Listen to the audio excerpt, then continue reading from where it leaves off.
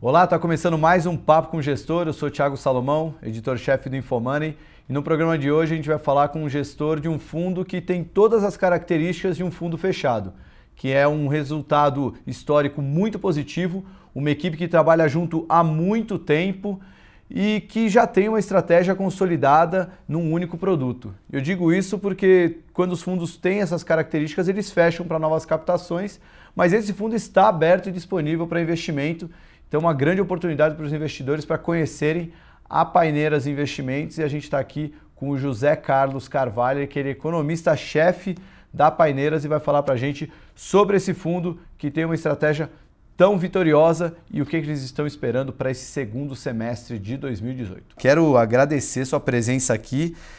Vamos poder falar muito de macroeconomia nesse segundo semestre. Acho que vai ser o tema fundamental, eleições, que vai bater direto na economia.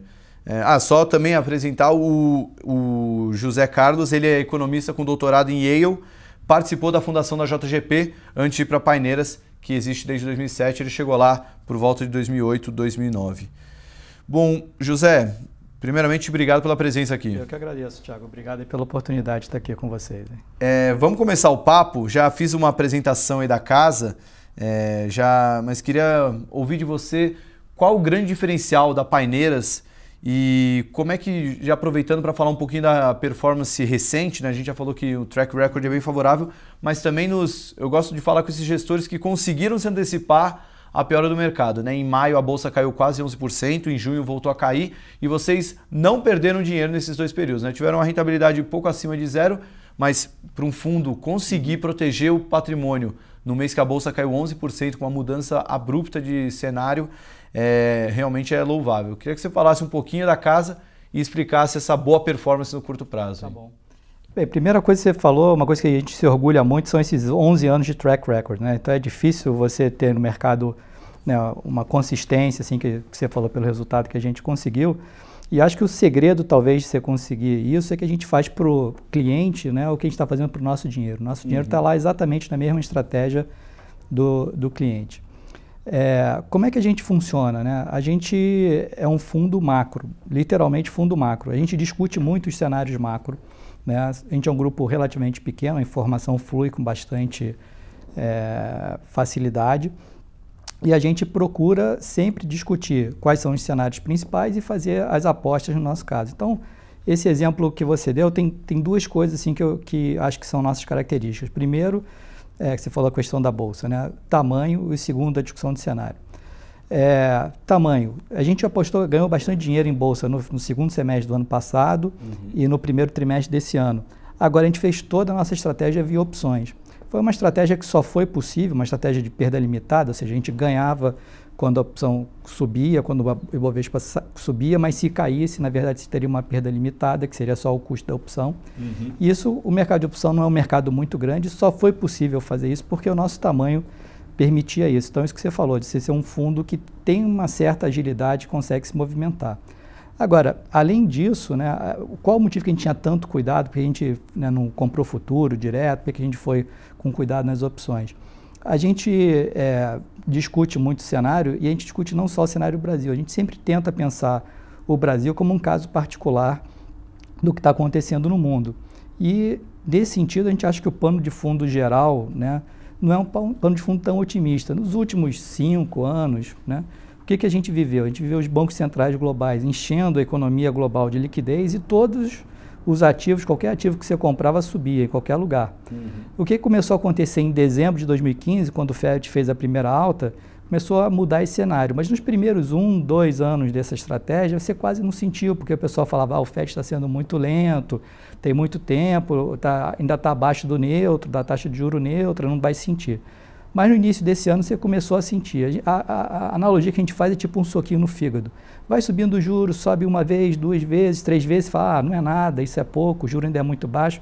Mas quando você vai ver, o juro já é 2%, quase 2%, a taxa do 10 anos não é mais 1,5%, já é 2,96%, né? E o FED está reduzindo também o quantitative easing. E esse semestre, finalmente, a gente começou a sentir os efeitos tradicionais de uma política quantitativa restritiva do Fed. Então você vê as moedas emergentes todas desvalorizando, os spreads, né? As taxas de juros de corporate bonds começaram a subir no mundo e no Brasil, efeitos típicos de, o pessoal brinca, né, de chamar assim, ligaram um aspirador nos Estados Unidos, né? Ligar o aspirador, subiu os juros, o dinheiro sai dos mercados emergentes e volta para os mercados centrais. Então, a gente vê muito, por exemplo, essa desvalorização que teve no real esse ano como um efeito dessa política do Fed. Se você pegar assim, o jornal de cada país, se você pegar o jornal do México, o México vai dizer assim, o peso mexicano desvalorizou porque o López Obrador ganhou, né, e porque o NAFTA, a negociação do NAFTA está ruim. Se você pegar o jornal da Turquia, vai dizer que é por causa do Erdogan que está influenciando o Banco Central. Se você pegar o jornal da Argentina, está dizendo que o Banco Central lá estava agindo de maneira incompetente. Se pegar o jornal da Austrália, diz que é o efeito da China. Do Brasil, diz que é problema da eleição. Mas qual é o denominador comum de todos esses países, né? É essa política restritiva. E acho que isso é uma coisa que vai afetar o cenário de emergente para os próximos anos, e é uma coisa que tem na cabeça da gente e fez a gente sempre ter bastante cuidado em ter posições otimistas em Brasil. Por isso que a gente fez as posições via opções na Bovespa, não só por causa disso, mas também porque o nosso tamanho permitia operar nesse sentido. Interessante, porque essa visão mantém vocês, obviamente, pessimistas ou neutros, vamos dizer assim, mas também não, a estratégia por opções permite que vocês aproveitem vamos dizer, o cenário continua favorável antes de chegar a esse pessimismo que vocês estão imaginando. Agora, tem algum timing para isso? Vocês trabalham com alguma expectativa de quando que de fato esse aspirador vai começar a sugar o dinheiro dos emergentes? Isso a gente acha que já começou, porque nesse semestre a gente está vendo o Fed sendo mais agressivo, o Banco Central americano, mas o Banco Central europeu já avisou que a partir do início do ano que vem ele para de comprar ativos, então para de jogar dinheiro na economia, e a partir do que eles chamaram verão do ano que vem, né, então agosto, setembro lá no caso deles, eles vão começar provavelmente a subir os juros. E o Banco Central do Japão também na sexta-feira passada anunciou que vai parar de intervir na taxa de 10 anos, né, e a taxa de 10 anos lá começou a subir e até afetou a taxa de 10 anos também nos Estados Unidos. Então, eu acho que é um fenômeno que começou pelo Fed, já está começando a ver os resultados na Europa também, restringindo a liquidez, o Japão também, então acho que é um efeito que vai aumentar. Então, isso é para a gente ter na cabeça. Agora, isso é uma linha de pano de fundo, né? A gente tem, o mercado não anda em linha reta, o mercado, né, vai e volta em grandes zigue-zagues. Eu acho que o caso da eleição brasileira é um dos zigue-zagues que a gente pode ter nesse cenário. O pano de fundo é de menos liquidez, negativo. Agora, eu acho que a gente vai ter uma escolha importante a fazer nessas eleições. Se a gente fizer uma escolha de um candidato que não está comprometido com as reformas, não vai fazer o equilíbrio fiscal, voltar, aí eu acho que é um cenário ruim, mas digamos assim, é um cenário fácil de entender, porque o pano de fundo lá fora já é negativo. Se a gente tiver um pano de fundo específico de Brasil negativo também, se não tiver comprometimento com equilíbrio fiscal, aí os dois vetores vão na mesma direção. Doméstico ruim, internacional ruim, e aí vai ser um mercado bem negativo. Eu tenho esperança que a gente opte por um candidato mais responsável. Acho que tem algumas opções que estão comprometidas com equilíbrio fiscal, e aí você pode ter um desvio grande desse pano de fundo negativo. A gente não está condenado a ter um mercado muito ruim, né? Então, se você tiver comprometimento com equilíbrio fiscal, né, então votar a reforma da Previdência, você reafirmar o compromisso com o teto de gastos, né, e você tiver uma maioria no Congresso que dê garantia ao mercado que esse tipo de coisa vai ser aprovada, eu acho que daí você entra numa situação que o pano de fundo global é ruim, mas o doméstico do Brasil é muito bom, e aí você pode ter uma performance boa durante um bom tempo dos ativos brasileiros. Olhando com a cabeça de gestor, né, longe de mim falar que a gente está torcendo contra o Brasil, mas pelo menos se os dois vetores apontarem para o mesmo lado, com a cabeça de gestor que está ali para rentabilizar o dinheiro do cliente, acaba ficando mais fácil fazer uma estratégia. A gente não é torcedor, né? Então, se for bom, a gente vai se mover, a gente vai discutir os cenários e vai se mover para um posicionamento positivo. E se for ruim, a gente pode ficar short, pode apostar que os juros vão subir. Então, o nosso fundo pode ficar longo, pode ficar short, né? Então, a gente pode ganhar em todos os cenários. Então, se for uma percepção de que é negativo, a gente não tem problema nenhum de ficar... Mas nessa questão de se ficar positivo, dá para a gente ficar long, comprado em bolsa, em juros, enfim. Pelo que você desenhou, mesmo que a gente tenha um presidente super alinhado com reformas, as coisas andem, esse enxugamento de liquidez, se vier mais forte do que o esperado, isso pode acabar frustrando um super ciclo que muitos gestores que acho que não tem hoje nenhum grande gestor super comprado em bolsa, mas alguns têm uma posição relativamente ou média ou até pequena em bolsa, tendo em vista essa simetria, que se vier uma agenda de reformas rápida, a gente pode ter um upside rápido e interessante na bolsa. Esse enxugamento pode acabar frustrando esses gestores mais otimistas, assim, com um super ciclo de bolsa? Eu acho que o mercado está muito atrasado, na minha visão, em relação ao que poderia melhorar. Então, se você olhar, por exemplo, as taxas de juros curtas no Brasil fecharam muito porque a inflação caiu, mas as taxas de juros longas, se você for olhar a taxa de juros da B50, não fechou nada por causa do desequilíbrio fiscal. Essas taxas de juros acabam afetando a bolsa também, porque você traz a taxa de desconto para trazer a valor presente os lucros, né? Isso aí também vai afetar a bolsa positivamente para cima. Como é que eu vejo essa questão do vento contra? Que nem a analogia de você estar fazendo uma viagem, você vê no avião, né? Você está olhando aquele negocinho lá do negócio, o avião está andando a 800 km por hora, mas tem o vento contra 100 km por hora. Você vai levar mais tempo para chegar lá. Mas se o avião estiver andando 800 km por hora para frente, o vento contra é 100 km por hora, você vai a 700, mas você vai chegar lá. É mais difícil, dá mais trabalho, mas se você tiver com a agenda correta, você vai para o caminho certo. Agora, o problema é você pegar na direção errada, né? Esse que é o risco, você pegar um candidato que não esteja comprometido com essas reformas, e a gente vai estar andando não só na direção errada, como também o vento que empurrando para o lado errado. Mas eu acho que não inviabiliza você ter performance boa dos ativos durante algum tempo. Agora você tem que ir avaliando a cada momento. Por exemplo, um negócio que eu acho que pode, entre os possíveis candidatos, alguns candidatos parecem ter uma base parlamentar maior, mais consolidada. Então, mesmo esses candidatos têm uma agenda pró-mercado, a favor das reformas, e você olha, tem uma consistência de que essas reformas vão ser aprovadas porque eles têm uma maioria parlamentar.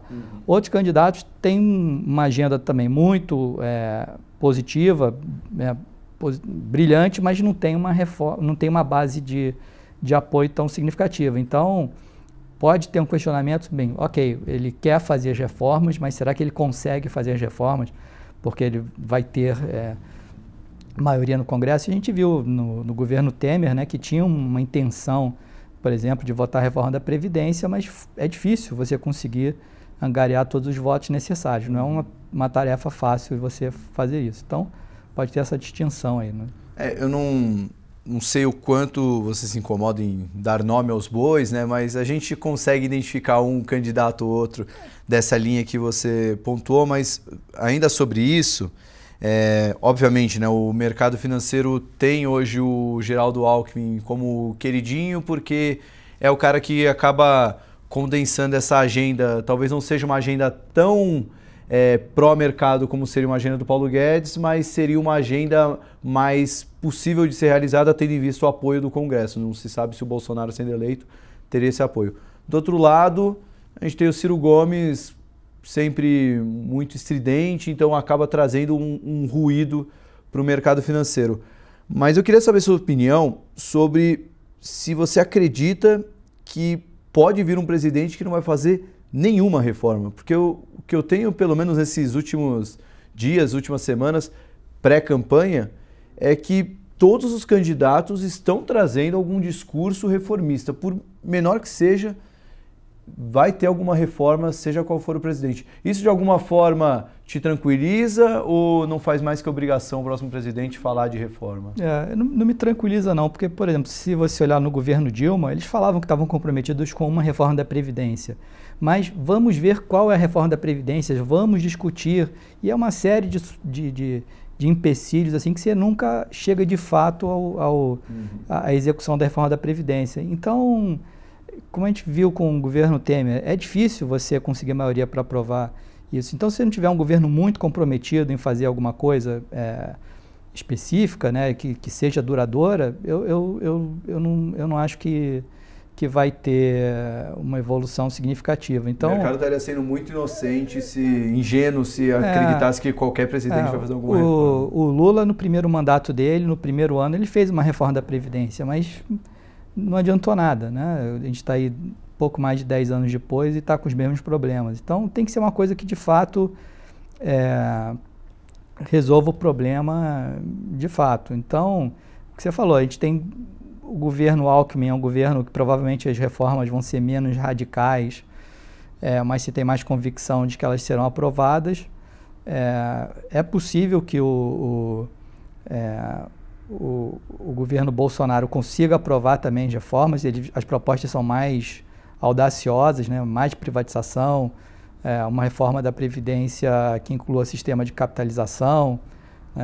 São coisas mais difíceis de serem aprovadas, seriam melhores se fossem aprovadas, né, a longo prazo, mas você tem uma taxa de desconto maior, né?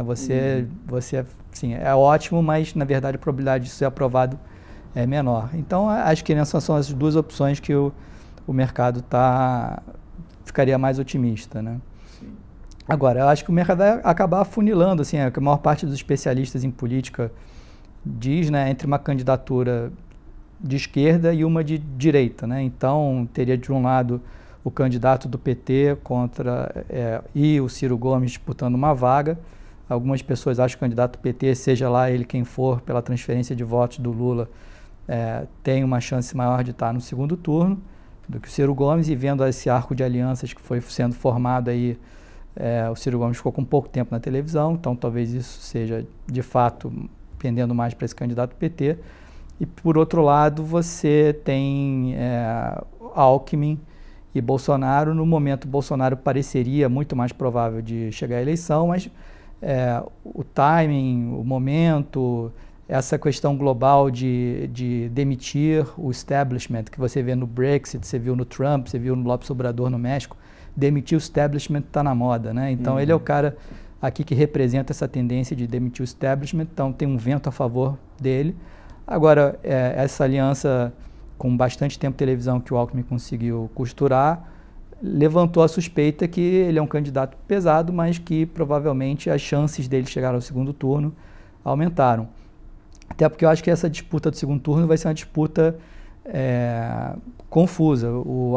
O Bolsonaro tem em torno de 20%, esse candidato do PT, né, olhando a pesquisa da XP, você vê, né, a diferença entre você falar Fernando Haddad, 2%, Fernando Haddad, candidato do Lula, 12%, e o pessoal estima que pode chegar até 20%. Então, quem vai chegar no segundo turno vai ser alguma coisa em torno de 20%, e não é impossível para o Alckmin chegar nesse patamar de 20%. Então, vai ser uma disputa bem fragmentada e tem alguma incerteza aí envolvida nesses candidatos. Eu acho que a grande conclusão que a gente pode tirar disso, né, José, é que realmente está muito em aberto, e vocês, como gestores, como administradores de recursos de terceiros, saber qual melhor estratégia dependendo de tal cenário, né? E acho que o mercado de opções, como você bem disse, talvez seja a melhor estratégia nesse momento, né? Vocês têm algo hoje na carteira, em opções, pensando nesses cenários, talvez alguma call de Ibovespa bem longe do dinheiro, caso venha um presidente reformista, ou uma put, caso venha um novo presidente não reformista? A gente, desde o vencimento de abril, a gente ficou fora do mercado de opções. A gente voltou recentemente com um tamanho pequeno, mas a gente acabou de zerar e a gente está sendo muito mais proativo do que a gente costuma ser. A gente costuma pensar, fazer posições e ficar por um tempo grande. No ano passado, a gente ficou operando no mercado de opções do meio do ano passado até abril desse ano. Agora, a gente está achando necessidade de ser mais proativo, girar um pouquinho mais a carteira. Mas a gente tem algumas posições dentro desse cenário que a gente falou. Por exemplo, a gente está apostando que as taxas de juros americanas vão continuar subindo, principalmente no range de 10 anos. Então, essa é uma aposta que a gente tem significativa. Se isso acontecer, se o juro continuar subindo, o resto do mundo ainda não está tão bem, o dólar americano vai ficar forte. Então a gente tem a posição long dólar americano contra quem? Contra o real, 20% contra o real e 10% contra o euro, né? Num fenômeno global de dólar forte. E se o real vai desvalorizar, a gente acha que na parte de renda fixa agora pode não ser muito interessante, né? Porque o Banco Central fala assim que não existe relação mecânica entre câmbio e taxa de juros, mas existe sim uma relação, né? Tanto que o Banco Central parou a queda de juros quando o câmbio começou a disparar. Então a gente acha que tem pouco prêmio na parte curta da curva de juros, e se essa parte curta se mexer, vai afetar a parte longa, que tem um certo mau posicionamento ainda no mercado. Então a gente acha que essa parte doméstica está meio ruim e pode afetar um pouquinho a parte de bolsa ainda. A gente não vê um crescimento assim, ali na esquina, mas se clarear o cenário, a gente está lá todo dia para avaliar isso, clarear o cenário e achar que a probabilidade de ter um candidato reformista, que nem a gente falou no início, aumenta, aí tem muito prêmio, tanto a parte de juros, né, principalmente os juros longos, né, por que eles estão tão altos? Porque não tem equilíbrio fiscal. Se você enxergar equilíbrio fiscal, essa parte longa de juros vai certamente mudar de patamar. Se mudar de patamar, a bolsa, só pelo efeito de trazer a valor presente, começa a subir, vai vir crescimento e a bolsa sobe mais ainda por causa da parte de crescimento. Então, vai ter um período de vento bom se a gente evoluir no sentido de ter um candidato reformista. Só para tentar trazer sua explicação na prática, vamos supor que vem alguma sinalização muito mais clara que o Alckmin agora tem grande chance. Semana passada foi uma notícia positiva, mas longe de ser um game changer para ele, né? Mas tem alguma sinalização, vamos fazer um paralelo com a última eleição, quando saiu aquele Datafolha que discutiam se a Marina ia ganhar no primeiro turno ou se ela ia no segundo turno com algum candidato, que a Bolsa bateu sua máxima naquele momento. Acontecendo um cenário semelhante a isso, sinalizando que o Alckmin, o candidato preferido do mercado, possa vir a ser o novo presidente. Qual seria a estratégia prática a fazer nesse momento? Seria só via Bolsa? Seria via juros? Como é que você enxerga nessa simulação na prática? Eu acho que esses mercados têm prêmio. Eu acho que o juro longo, principalmente não o juro curto, o juro longo tem um prêmio significativo e se você enxergar isso aí, o Alckmin vai ganhar, perspectiva de ter equilíbrio fiscal, só para lembrar, as NTNBs 50 no governo Dilma tradearam, né, negociaram a 3,80 de taxa de juro real. Hoje estão acima de 5% e não vem abaixo de 5%. Então, eu acho que isso aí tem um espaço grande para ganhar. E esse juro longo é primo irmão da Bolsa, então vai subir também. Né? Então, todos esses mercados, acho que se a gente enxergar equilíbrio fiscal, todos os mercados de longo prazo de Brasil, que é Bolsa, NTNB longa, isso aí vai ter um espaço significativo para andar, mesmo apesar desse pano de fundo global negativo que a gente está falando. Né? Acho que o saldo que eu vou levar dessa entrevista daqui para frente nesse semestre é lembrar desse pano de fundo sempre, porque a gente fica tão focado em eleições que às vezes esquece que tem um aspirador gigante ligado lá no hemisfério norte que pode estar sugando todo esse dinheiro e a gente não pode esquecer disso. Vamos chegar para o final do papo. Eu queria só saber de você como é que estão as projeções em números mesmo para o Brasil. Recentemente a gente viu o governo cortando a projeção de PIB, já está 1,6, já tem algumas casas cortando para mais perto de 1. Como é que vocês trabalham lá com projeção de crescimento do PIB e até Selic, inflação, se você acha que vai ter alguma mudança daqui para frente ou agora vai ficar tudo em stand-by porque a inflação está fraca mesmo? E o Copom deve esperar o próximo presidente para agir. Vamos lá, assim, quando a gente viu no ano passado, assim, um dos motivos que a gente se movimentou para negociar a Bolsa no ano passado é que a gente viu uma queda que a gente não viu no Brasil há muito tempo de juros, né? Veio de 14,25 para 6,5, uma queda muito significativa e a política monetária é um dos principais motores assim, para afetar a atividade econômica.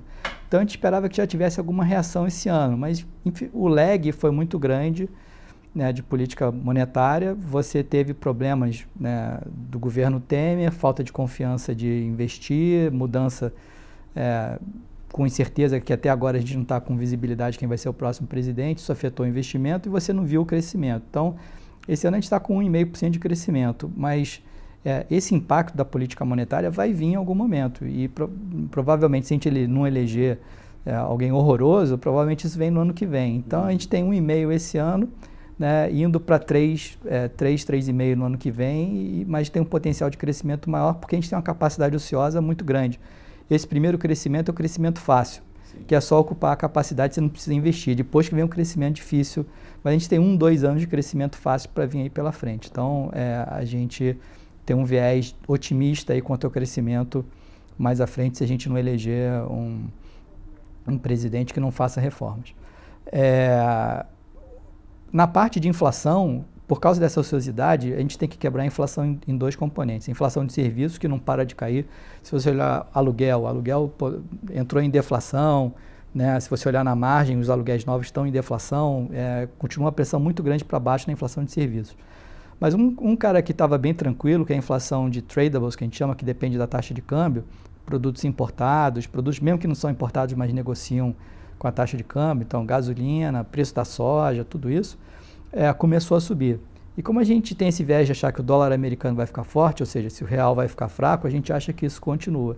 Então, na parte de inflação, a gente é um pouco mais pessimista do que o mercado. A gente acha que vai ficar talvez 4,30 esse ano e 4,5 no ano que vem, porque essa tendência persiste. O que o Banco Central vai fazer? O Banco Central, ele vê uma inflação que depende de câmbio, é uma mudança de preço relativo. Eu tenho que deixar isso acontecer, eu não posso fazer nada. Eu tenho que combater os efeitos secundários.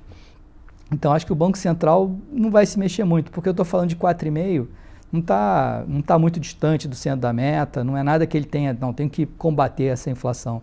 Então, acho que a estratégia da Selic é ficar meio parada, exceto se tiver um descalabro que ninguém está vendo assim que vai acontecer. Então, a estratégia do BC acho que é ficar parado, mas as curvas de juros, como a gente falou no início, né, estão sem prêmio na parte curta. Então, não é um mercado, na nossa visão, para aplicar. É um mercado que está indo na direção contrária.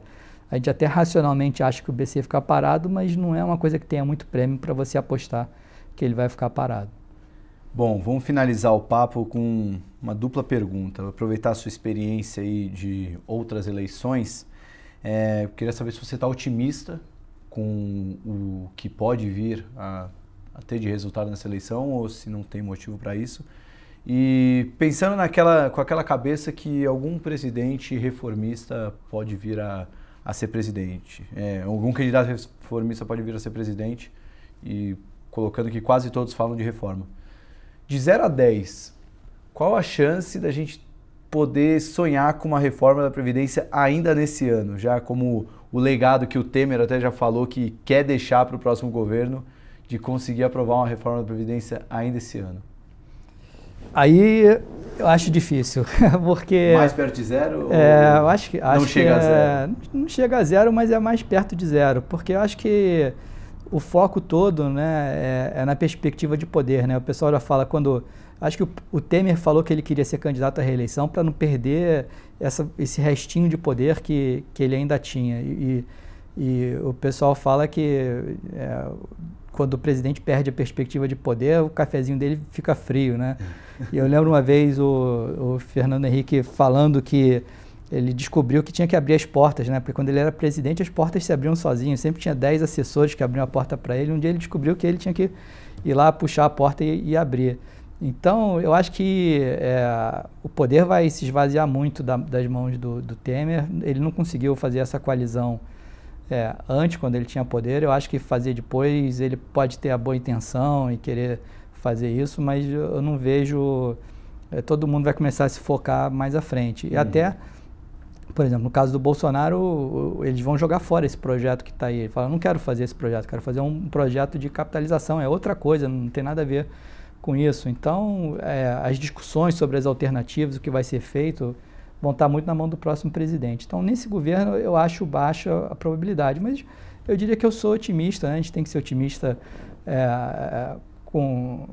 né, se você pensar assim na dinâmica da sociedade aberta, das correções, que a gente não está desviando para um mundo errado, né? Assim, eu acho que a sociedade vai pensar nas escolhas, né? As soluções são dolorosas, mas têm que ser adotadas.